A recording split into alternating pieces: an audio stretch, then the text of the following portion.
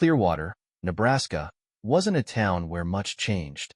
Tucked along Highway 36, it was a place where people stopped out of necessity rather than curiosity, a stretch of road to fill gas tanks, grab coffee, or simply mark a waypoint between bigger cities. The town's rhythm mirrored that of Ellie's diner, where the clatter of plates and the aroma of fried eggs were constants, and the lives of regulars followed patterns that never seemed to shift. So when Robert Mitchell arrived, unannounced and unfamiliar, he disrupted the fragile sameness that kept Clearwater comfortable. His arrival stirred curiosity long before anyone saw him work his first shift. He had come without a car, trudging into town with nothing but a weathered duffel bag and boots so scuffed they seemed to hold the dirt of a dozen different states. To those who paid attention, his appearance suggested someone accustomed to movement, someone who didn't stay long enough to leave roots. It was Ellie Hansen, the diner's owner, who gave Robert a foothold. His application had come through quietly, with a barely legible signature at the bottom of a form that listed an erratic series of short-lived jobs. The work history was incomplete, raising more questions than it answered. Despite that, his references had been surprisingly positive.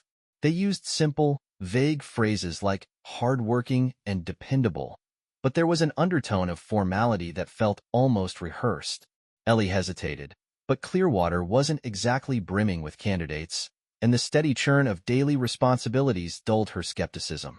Within a day of his hire, Robert, who insisted everyone call him Robbie, had already created ripples. He was polite to the point of precision, performing even the smallest tasks with an intensity that left people watching.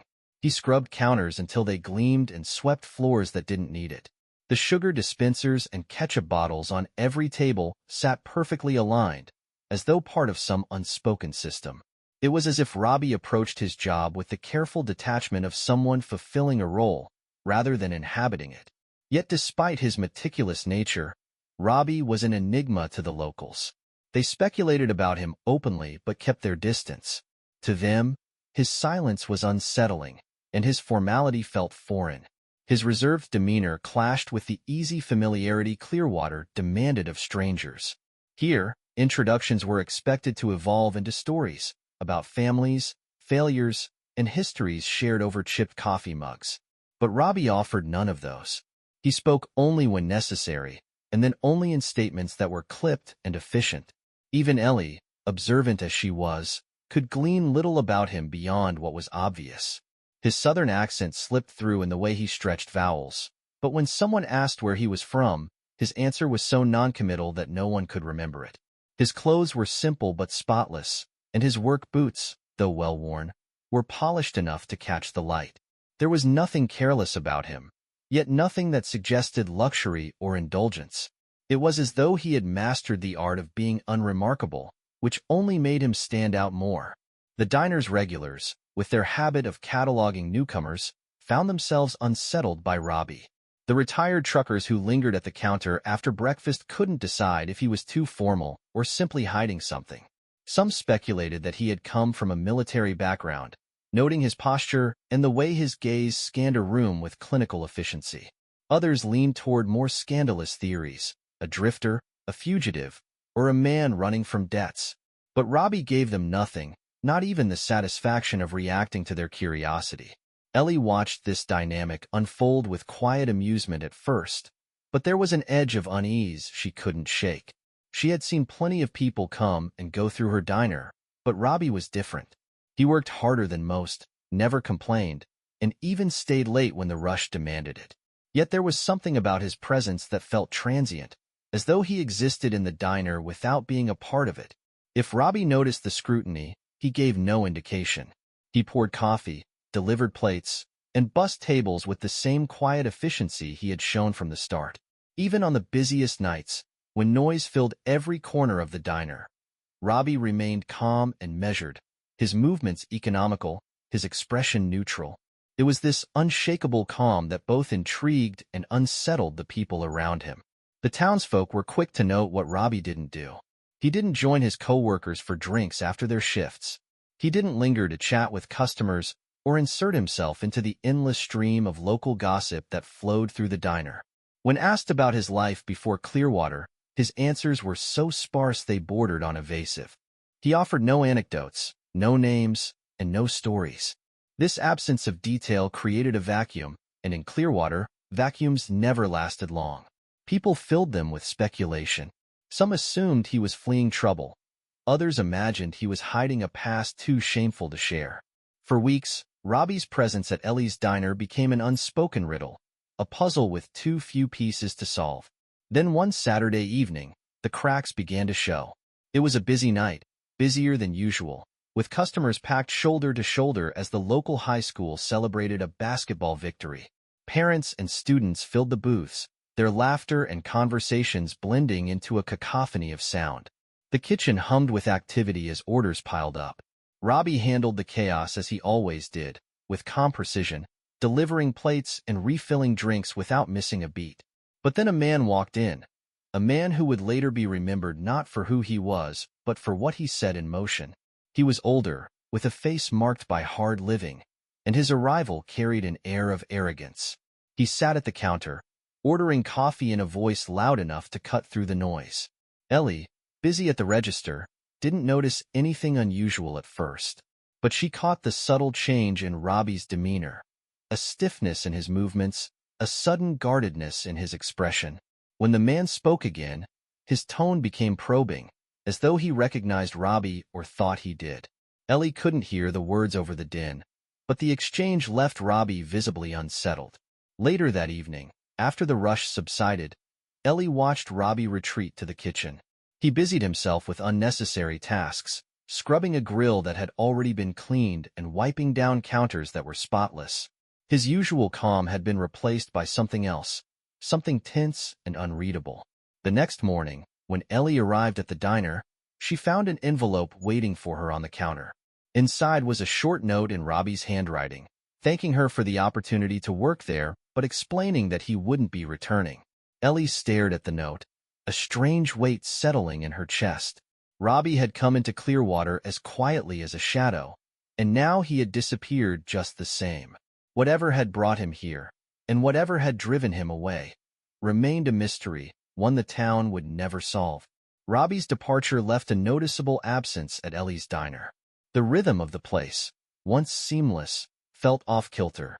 The counters weren't quite as spotless, the salt shakers slightly misaligned. His precision had been unappreciated until it was gone, and now, in his absence, the void he left behind felt larger than anyone expected. At first, Ellie didn't mention the note to anyone. She tucked it into her desk drawer, convinced that sharing it would only add fuel to the endless gossip that already swirled around Robbie. But the regulars noticed his sudden disappearance, and questions began to surface almost immediately. Where had he gone? Did something happen? The whispers grew louder when Deborah, the head waitress, mentioned seeing Robbie leaving town at dawn the morning after he quit. She had been driving her unreliable sedan to the next town over when she spotted him walking along the highway with his duffel bag slung over his shoulder. There was no vehicle waiting for him, no sign of where he was headed. Just a man walking with the same unhurried determination he had shown while working at the diner. Speculation ran wild. The theories about Robbie's past, once whispered over cups of coffee, became more elaborate.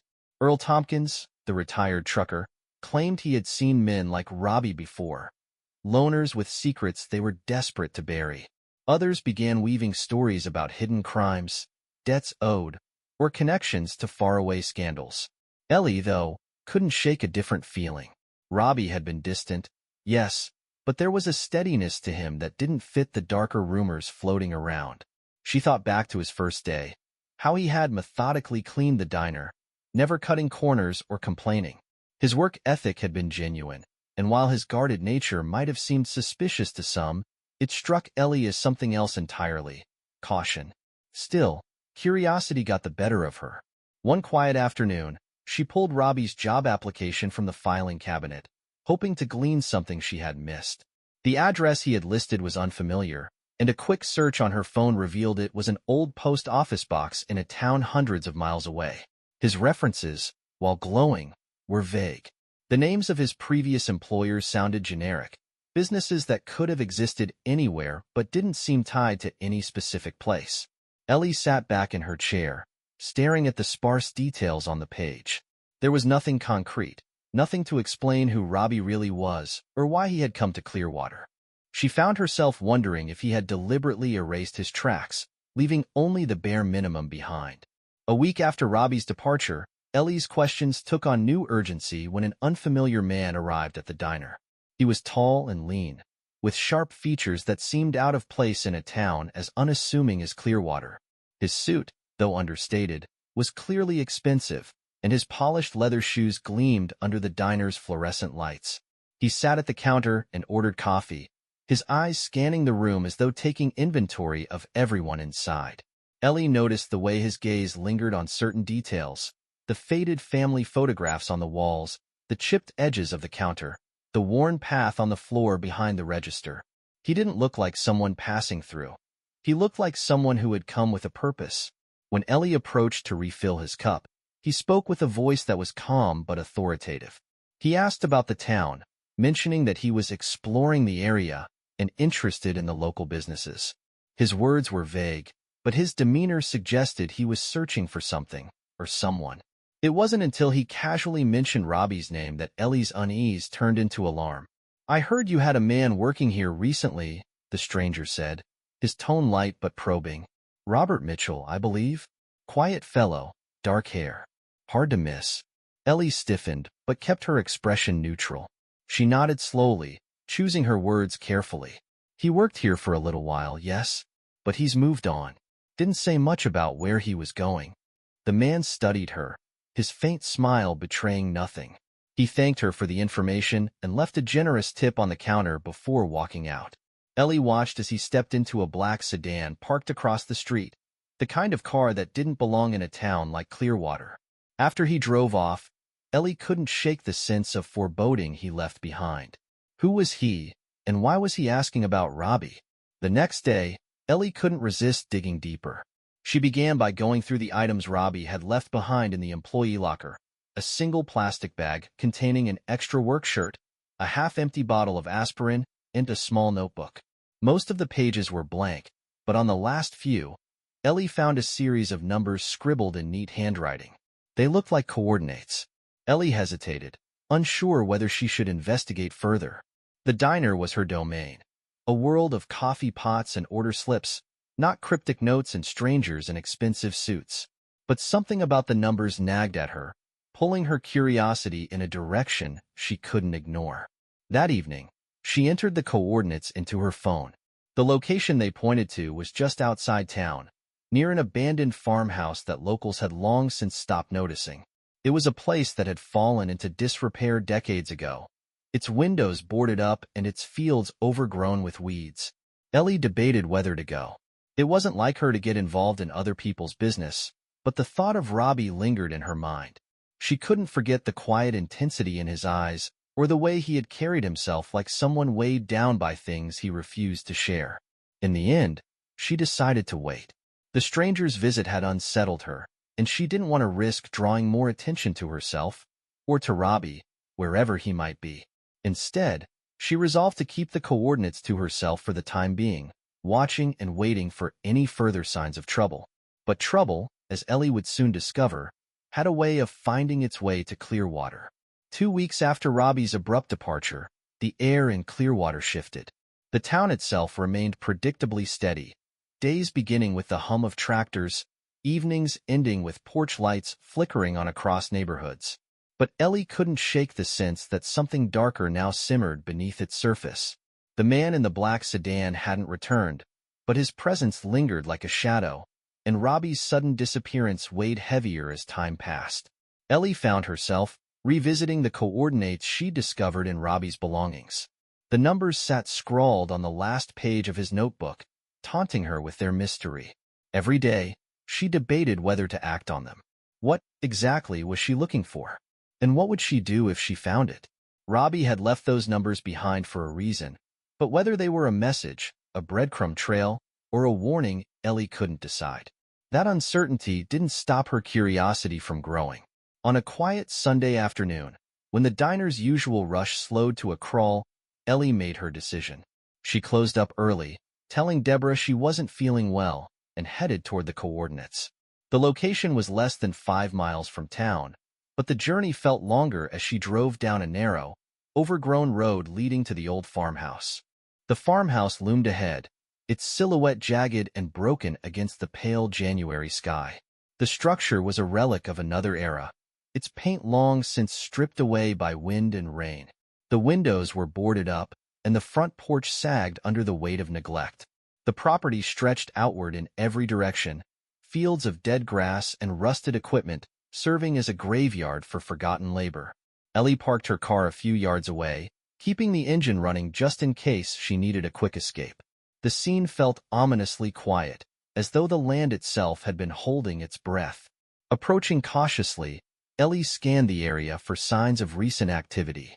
The driveway was overgrown with weeds, and the door to the house hung slightly ajar, its hinges rusted. She stepped inside, her boots crunching against broken glass and scattered debris. The interior was as lifeless as she expected, its walls covered in peeling wallpaper and graffiti.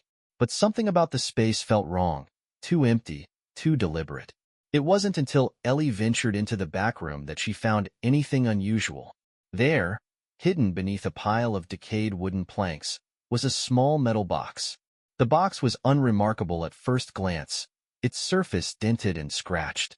But when Ellie lifted it, she felt its weight, a solid, purposeful heaviness. She pried it open with trembling hands. Inside, she found a stack of papers, yellowed with age but still legible. The documents were dense with information: names, addresses, dates, and what appeared to be financial transactions. At the bottom of the stack was a photograph, a younger Robbie, dressed in formal attire, standing alongside two men. The trio appeared serious, their expressions caught somewhere between professionalism and tension. Ellie's heart raced as she realized the man in the black sedan had been one of them. This wasn't just a random collection of papers. It was evidence of what Ellie couldn't yet say, but the implications were clear. Robbie hadn't stumbled into Clearwater by accident. He had come here to disappear, and whatever he was running from had finally caught up to him. Ellie returned to town that evening, her thoughts tangled with worry. She locked the metal box in the diner's office, hidden beneath a stack of old receipts. It felt like the safest place for now, though she doubted it would stay that way for long. The next morning, Ellie was greeted by Deborah's usual complaints about late deliveries and customers who didn't tip. But Ellie's focus was elsewhere. She kept glancing out the diner's front windows, scanning the road for any sign of the black sedan. The regulars, oblivious to her distraction, continued speculating about Robbie's disappearance. Earl Tompkins was particularly animated, weaving an elaborate theory about Robbie being part of a secret government operation. Ellie tuned him out, her mind occupied by the documents she'd uncovered. Later that day, when the rush subsided, Ellie slipped into the office and locked the door behind her. She pulled the metal box from its hiding place and began studying its contents more closely. The papers revealed a tangled web of transactions, most of them involving large sums of money moving between unfamiliar names. Some of the names were tied to businesses Ellie vaguely recognized, companies that had cropped up in news stories about corruption and fraud.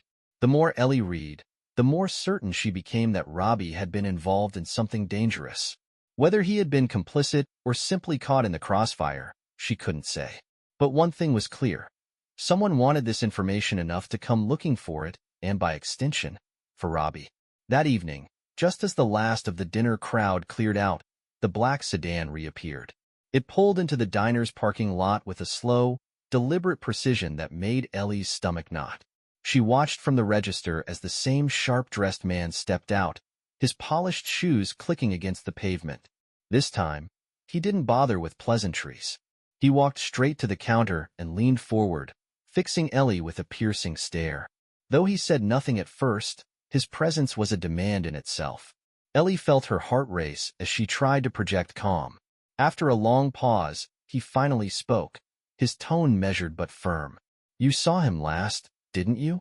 Ellie's instinct was to lie, to feign ignorance and deflect his questions. But the weight of the metal box sitting in her office made her hesitate. She knew too much now, and it was clear the man wouldn't leave until he got what he came for. As the stranger's gaze bore into her, Ellie realized that her quiet life in Clearwater was no longer hers to protect. She had become a part of Robbie's story, whether she liked it or not. Ellie stared at the stranger across the counter, his presence filling the diner with an air of suffocating tension. The man's polished exterior was at odds with the town's humble surroundings, and his measured tone carried a weight that warned her not to make mistakes. He wasn't here for coffee or casual inquiries. He wanted answers, ones Ellie wasn't sure she could provide. Yes, she admitted after a long silence, her voice steady despite her racing heart. Robbie worked here for a few weeks, but he's gone now. He left without saying much. The man studied her, his eyes narrowing as though gauging her honesty. He didn't speak right away, but the silence only deepened Ellie's unease. Finally, he leaned back slightly, his fingers tapping a slow rhythm against the counter. Did he leave anything behind? Ellie shook her head, but the lie tasted bitter. She had no intention of handing over the box hidden in the office, not without understanding its significance. Whatever Robbie had been involved in, this man wasn't here to do him any favors. Nothing, she added, hoping her calm demeanor would dissuade further questioning. The man's expression didn't change, but something about his posture suggested he wasn't convinced. He slid a business card across the counter and stood. If you hear from him, or remember anything useful, call me. Without another word, he turned and walked out, his polished shoes echoing against the floor. Ellie waited until the black sedan disappeared down the road before exhaling, her hands gripping the counter tightly. She knew this wasn't over. That night, Ellie couldn't sleep. The metal box sat on her kitchen table, its contents spread out in front of her. The photograph of Robbie with the two men, one of whom was undoubtedly the stranger, drew her gaze repeatedly. She studied their faces, searching for clues. The financial records painted a clearer picture the longer she pored over them. Robbie had been tied to some kind of operation involving fraudulent transactions, likely on a massive scale. The amounts of money listed in the documents were staggering, far beyond anything Ellie had ever imagined. The details were cryptic, but one thing was certain. This wasn't a small-time scheme. Ellie's thoughts shifted to Robbie himself. Despite the mystery surrounding him, he hadn't struck her as a criminal. If anything, he'd seemed like a man trying to atone for something, or escape it. Perhaps he had been a pawn in a larger game, someone who knew too much and had no choice but to disappear. As dawn approached, Ellie realized she couldn't keep the box hidden forever. But handing it over to the stranger felt wrong. He had the air of someone who would use the information for his own gain, with no regard for what it might cost others. Robbie had trusted her, even if unintentionally, by leaving the coordinates behind. She couldn't betray that trust without understanding the full picture. The next day, Ellie drove to the town library, where the only computer with reliable internet access was located. She spent hours researching the names and businesses listed in the documents. What she found confirmed her suspicions. Several of the companies had been implicated in high-profile scandals involving embezzlement and fraud. One name in particular stood out: Lawrence Carver, a corporate executive who had been under investigation for years but had never been formally charged. The stranger from the diner was Lawrence Carver. There was no mistaking his face in the news articles Ellie found, though the images portrayed him as a respectable businessman rather than the intimidating figure she had encountered. His involvement in the scheme Robbie had uncovered seemed obvious, but the details remained murky. Ellie knew she was in over her head. The more she learned, the more dangerous the situation became. She couldn't risk keeping the documents, but she couldn't destroy them either. They were evidence, proof of something larger than Clearwater, something that could ruin powerful people if exposed.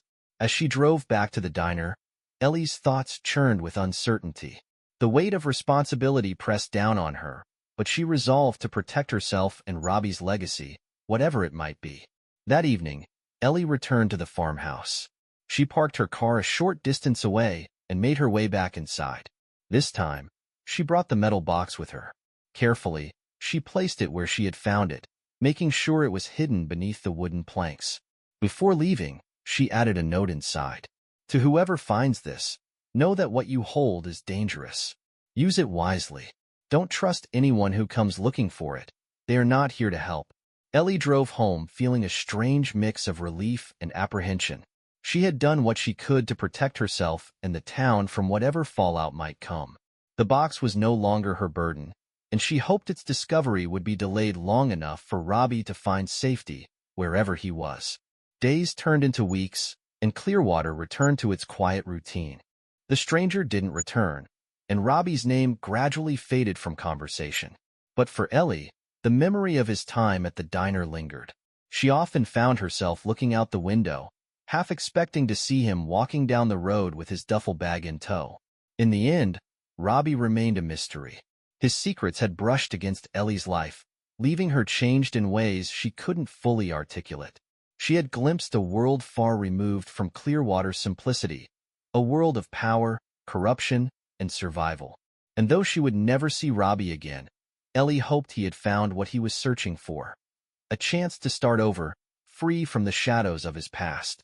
As for the box, it remained hidden, its secrets waiting for the right, or wrong, person to uncover them.